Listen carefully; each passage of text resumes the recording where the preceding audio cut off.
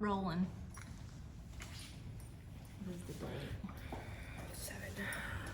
Okay, mentor meeting for November 7, and we're discussing module 1.5, the lesson plan, competency-based assessment. I think I'm in this video.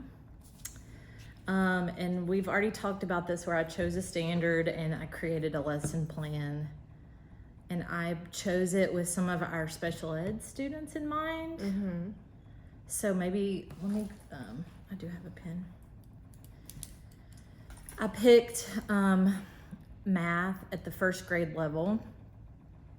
And the specific piece of the standard that I picked was, so the big standard is adding and subtracting within 20. And then I picked the making 10 strategy. I don't know if that's too narrow for a lesson for an entire day. I feel like you could use it for like half of the lesson. I feel like it just depends on if you're doing gen ed or special ed. So I feel like making 10 strategy with this would work really well with our students because we do have to break up it in little pieces every day. And it's so repetitive that like they would need extra time to do this. But I feel like if you were in gen ed teaching this, you would be able to use another strategy on top of that. Yeah. So so when I do go in, when I have gone into math with the students that I thought of when I was making this, they do use all strategies, and she does let them pick their own strategy. Yeah. Whereas our kids, I don't know, you just have to tell them to use a certain, Yeah. either use.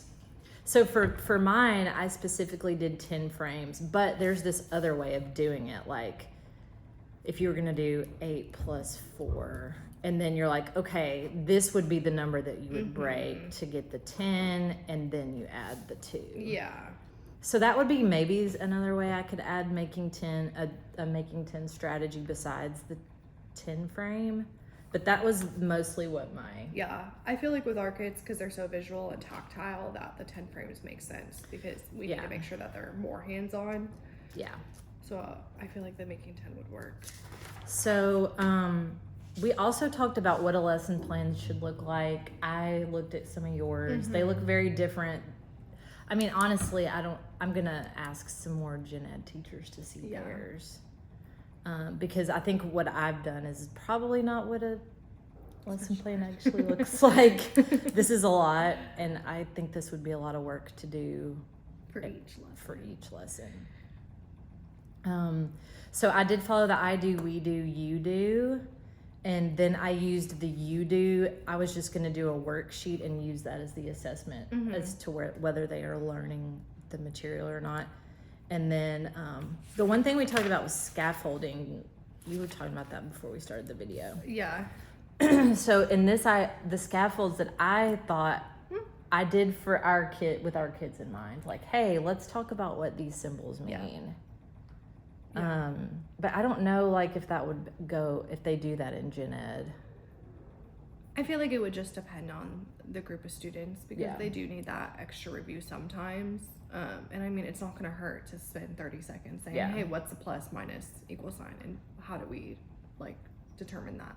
And I know in gen ed classes, they have poster boards and stuff like that saying like, okay, if you hear the word takeaway, that means subtraction. If you hear we need to put all together, what does that mean? So I feel like that would be fine, even just to go over like that poster board quickly. Yes. And every lesson.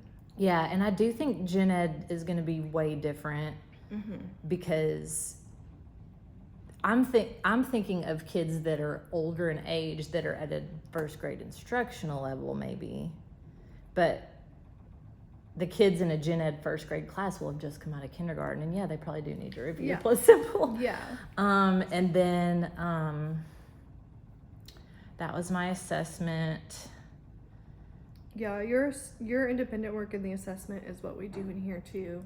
Once we finish our lesson and we get out their workbooks, you kind of observe to make sure that they're doing what they need to do. Yeah, So and like I think similar. you can vary the way you assess them. Like you could do it not for a grade or for a grade, whatever you think you need to do. Because I know we have one student that would panic if they thought they were getting graded on it. But then This is not very fun, but of course lesson plans don't always have to be fun. And I was kind of looking ahead towards part 2 of this assignment, which we'll hopefully do. I'll finish this tonight and we can make the video. I was going to do the learning activity that used this standard. I was going to actually make that more fun. The more fun practice. So, yeah, this is like the meat of the standard. I feel like it's like, yes, it's a little bit more boring and maybe not as hands-on, but it's what needs to get done. And like, yeah, it is hands-on in the sense that you're making 10 and like using the manipulatives, and like you can use counters, you can use bears, you can use blocks, like there's other things, and you could even have the kids like choose, hey, do you want to use the little coin counters or do you want to use counting bears? Like, yeah. So they have a controlled choice. Yeah. Yeah. All right. That's where we're going to cut off. Perfect.